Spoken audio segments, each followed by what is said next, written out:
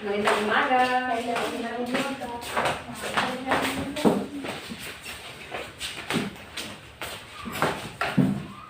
Okay mga bata, bago tayo magsimula, tumayo muna ang lahat para sa ating panalangin. Alma, pangunahing mga ating panalangin. Himala ba kayo? Opo. Sa nga ng Ama, ng Anak, ng Espiritu Santo, ang mabaging Diyos, kami po ay nagpapasalamat sapagkat kami ay nananatiling malakas ang katawan at isipan. Salamat sapagkat kami ay nananatiling ligtas sa araw-araw at salamat sa paggabay sa aming mga pamilya, guro at kaibigan. Amen. Sa nga ng Ama, ng Anak, ng Espiritu Santo. Amen. Magandang umaga mga bata. Magandang umaga rin po, ma'am. Nais ko munang ipakilala ang aking sarili. Ako si Binibining Mary Joy A. Badayo, ang inyong guro sa Araling Panlipunan. Ulitin ko, magandang umaga mga bata. Magandang umaga rin po, ma'am. Maari na kayong umupo.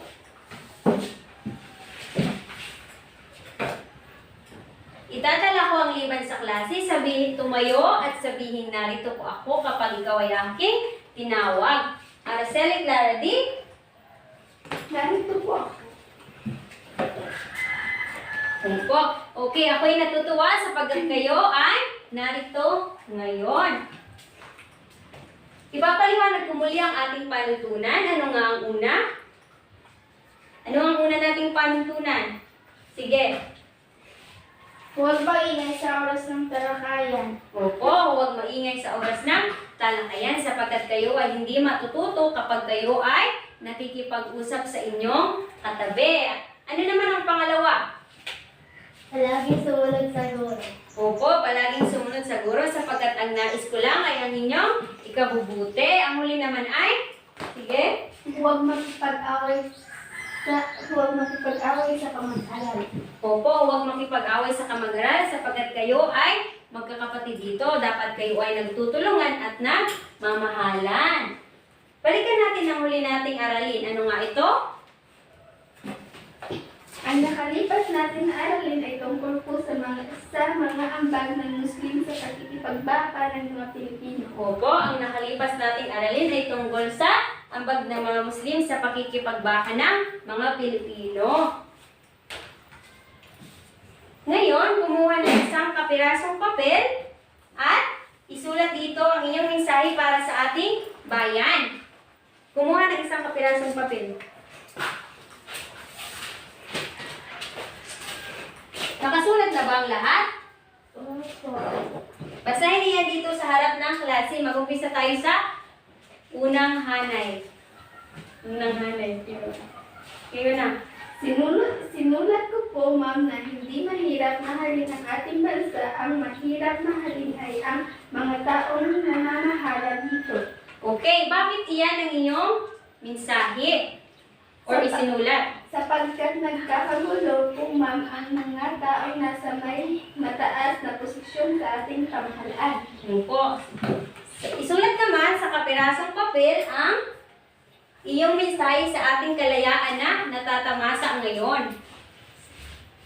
Isinulat ko po na hindi tayo magiging malaya ngayon kung hindi dahil sa ating mga bayani. Opo, salamat. Opo, hindi tayo magiging malaya ngayon kung hindi dahil sa ating mga bayani sapagkat sila ay ang nakipaglaban para ano? Para makamit natin ang kalayaan. Ano sa tingin ninyo ang pag-aaralan natin ngayon? Yes. Sa tingin ko po ay tungkol sa ating mga kalayaan. Salamat. Pag-aaralan natin yan sa mga susunod. Subalit sa ngayon, pag-aaralan muna natin ang kahalagahan ng pakikipaglahok ng rehiyon at sektor ng katutubo. Handa na ba kayo? Opo. Okay.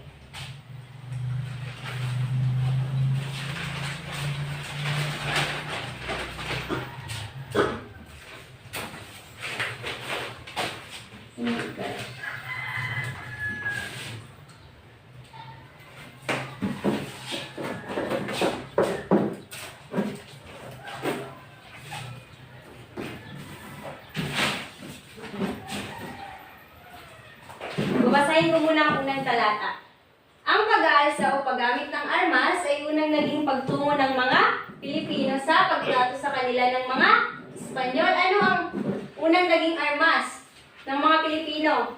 Ang pag-aalsa. Tulad ng ginawa ni Lapu-Lapu noong 1521. Ipinasya ng ibang mga Pilipino na tapatan ng dahas ang hindi maayos na pagtrato sa kanila ng mga Espanyol. Ano pag sinabing dahas? Dahas. Alam niyo ba ang dahas? Okay, ako na po kayo manag. Dahas, ito ay ginagamitan ng mga matalas na mga gamit or pangdigma. Okay, sino ang makakapagbasa sa unang talata?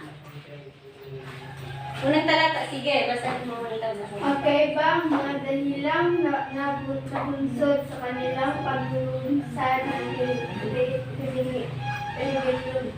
Opo, ang dagami ay, salamat, revolusyong laban sa mga Espanyol na pinamumunuan ng pamilyang Dagami sa Leyte noong 1567. Sino ang namumuno sa Dagami Revolt? Espanyol.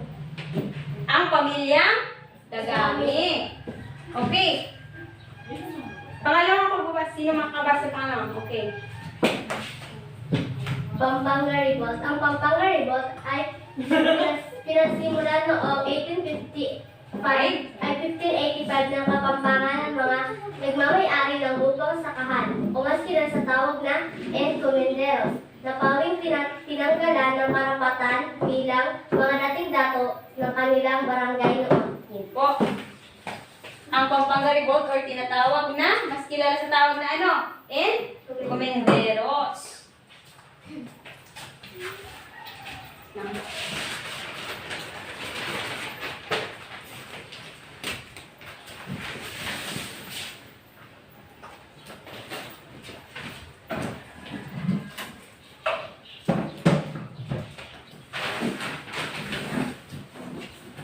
Okay, sino ang makakapagbasa sa pangatlong talata?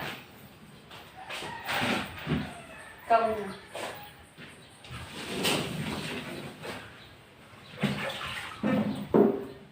Conspiracy of the Maharlikas. Ang Conspiracies of the Maharlikas o mas kilala bilang Tondo Conspiracy ng 1587-1588 ay mga revolusyon laban sa mga mananakop na Espanyol ng mga Maharlika o ang pangkat na mga dato ng Manila, Bulacan at Pampanga at kanilang mga Salamat. Ang Conspiracy of the Maharlikas o mas kilala bilang Tondo Conspiracy ng 1587 to 1588. Sino ang magbasa sa uling karat? Okay. Cagayan at Dingras Revolt. Ang Cagayan at Dingras Revolt ay laban sa pagbabayad ng tributi ng mga Pilipino sa lalawigan ng Cagayan at Ilocos Norte noong 1989. Ang 1589. 1589 ang mga Ilocano, Ibanak at ang iba pa ay naglunsad rin ng pag-aaklas sa kadahilanang ito dahil sa pagmamahala.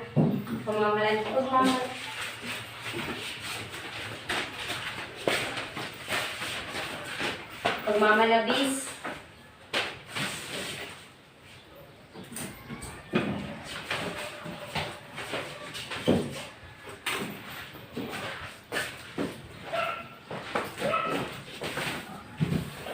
Okay. Pagmamalabis ng mga ng mga Kadores na nananakit at abuso sa mga Pilipino bukod pa sa pagbabayad ng mataas na nabuwis.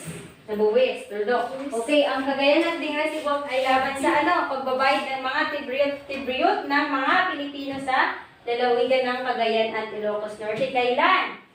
Noong 1589. Okay, ang Igorot Revolt, basahin ng sabay-sabay unang hanay. Ang Igorot Revolt ay mula sa kautusan ni Gobernador General Francisco Pedro de Guzman, nagpadala ng isang ekspedisyon sa Cordillera para sa pagpapalawak ng relihiyon sa bansa at pamumuno na ay Padre Esteban Martin. Okay.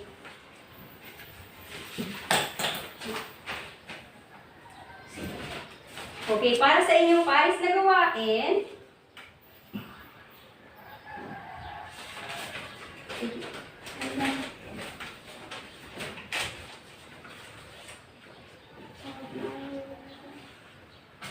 okay lang. Ano ang inyong pagkakaintindi sa inyong nabasa? Ano ang yes.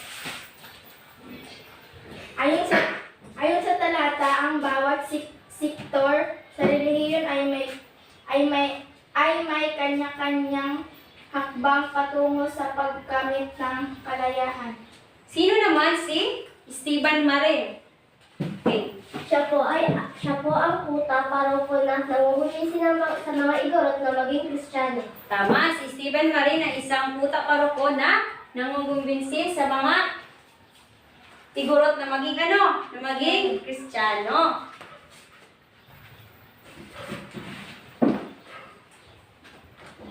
Tungkol saan ang ating tinalakay? Yes. Tungkol po sa kahalagahan ng relihiyon at sektor ng mga katutubo. Tama, ang ating tinalakay ay tungkol sa kahalagahan ng rehiyon at sektor ng mga katutubo. Ano-ano ang mga rehiyon at sektor na ito? Yes. Ang mga Chinese igorot ng mga Taga-Leyte at Pampanga. Okay, salamat. So ngayon, para sa inyong pares na gawain, narito ang panuto.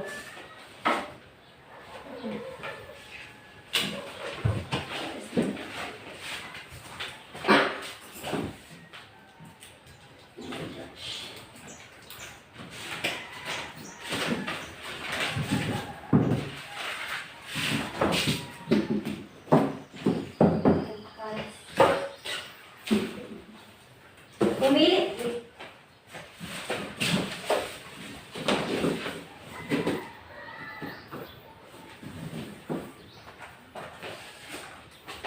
Pumili sa inyong kaklase kung sino ang gusto ninyong maging kapares. Ang panuto ay gumawa ng tula na may 3 saknong, mayroon din itong sukat at tugma. Ang tula ay patungkol sa kahalagahan ng sektor at rehiyon sa pakikipagbaka.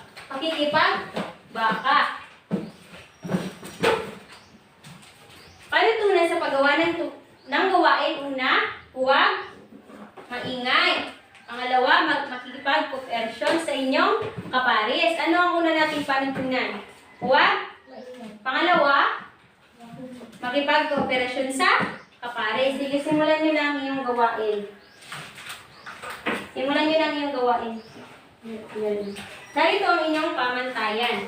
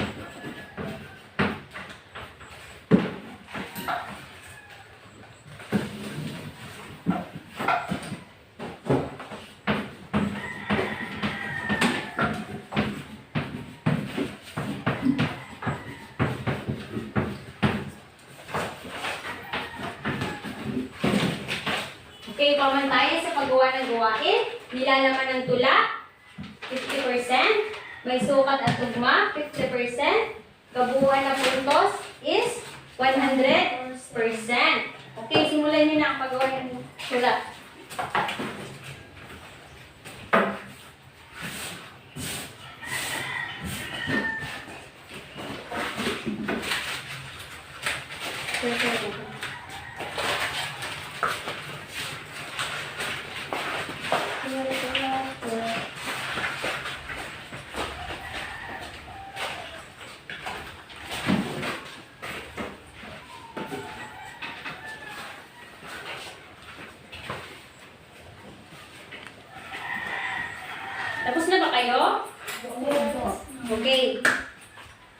Ipasa pa harap ang iyong katawan. Ginawa.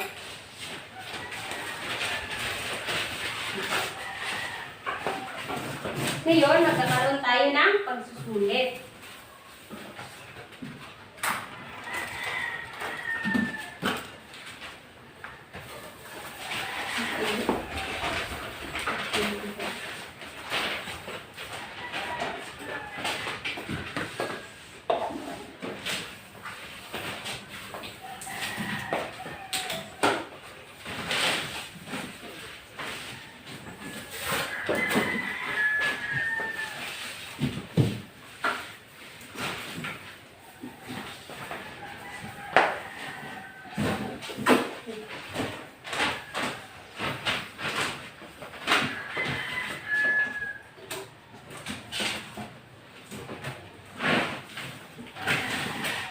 Okay, Alma, basahin mo ang panulat.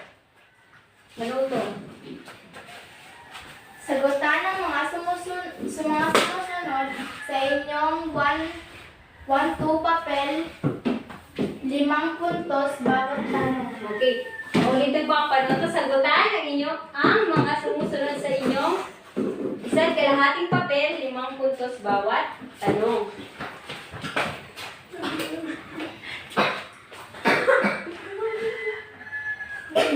Simulan niyo na ang pagsagot.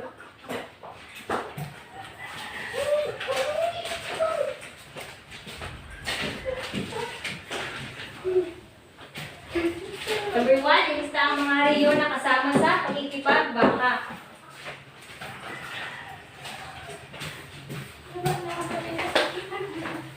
Limang puntos bawat tanong.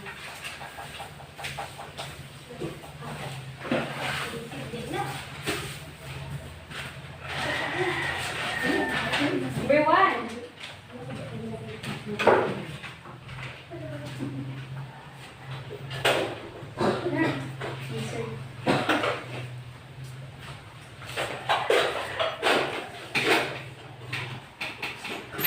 Tapos na ba ang lahat? Opo. Narito ang susi sa pagwawasto.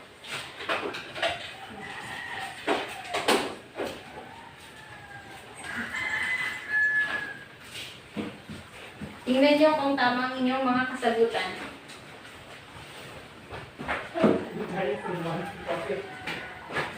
Number 1, Leyte, Pampanga, Cavite, Ilocos, Manila, Cordillera at Cebu. Number 2, Ibasa. Mga Chinese, Muslim, Igorot, Kapampangan at Maynila. Opo. Sino ang nakakuha ng 10 puntos? Very good. Ngayon, para sa inyong assignment or takdang aralin,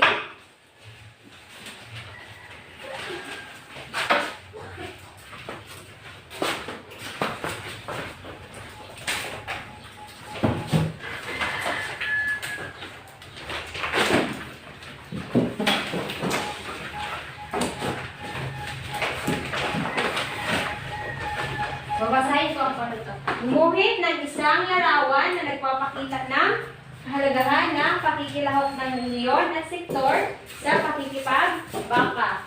Iguhit ito sa malinis na papel at kulayan. Narito ang pamantayan. Mensahe ng guhit, 50%. Pagkamalikhain, 50%. Kabuuan ng puntos is 100%.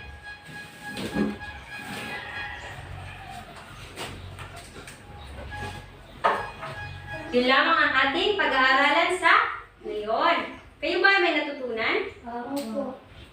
Okay. Bye, class. Bye, ma'am. Bye.